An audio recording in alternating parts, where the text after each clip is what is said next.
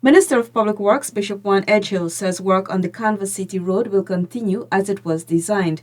Minister Edghill, accompanied by an engineering team, visited the site of the road project on Tuesday.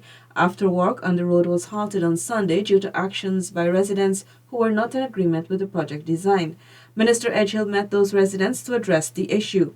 We built the bridge so that the people could cross over. But we recognize when we build the bridge that even if people use the bridge because of the conditions, they might not be able to drive or ride a bike or whatever to bridge the two areas. And as a government, we went out and decided that we will do the road in concrete all the way up. And the reason why we did concrete road was because we understand the slope and the water flow and the movement of the soil with water. If you put an asphaltic road, it could easily deteriorate. Engineer Desmond Peters was on site to explain the design to the residents. He clarified that the road's length is 367 meters and 20 feet wide. The design caters for a curb on both sides of the road to avoid erosion. Peters noted that the work is being executed in accordance with acceptable standards. Minister Edghill then affirmed that government will not tolerate persons who attempt to prevent development. I'm not going to play politics with the development of Guyana. And I'm not going to play politics with the work that is taking place in Linden. Because the complaint has been how government is doing nothing.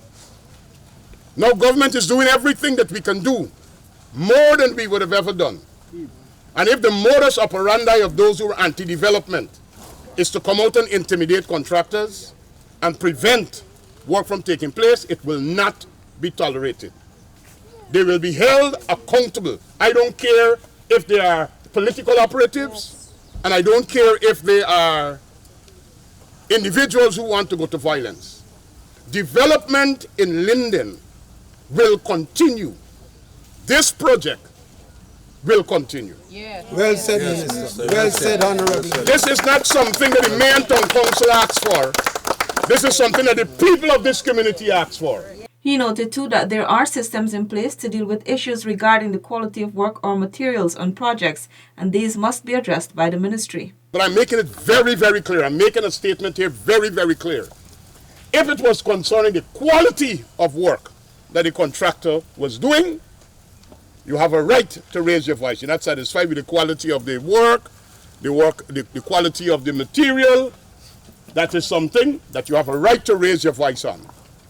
The ministry would then have to send its engineers, and we have a lab that could bore the concrete to make sure that we get the regular thickness, to make sure the material that is being put down, to make sure the required level of loom, because nobody should be cheaping out on a contract. When you get paid to do a job, you got to do it according to the specification.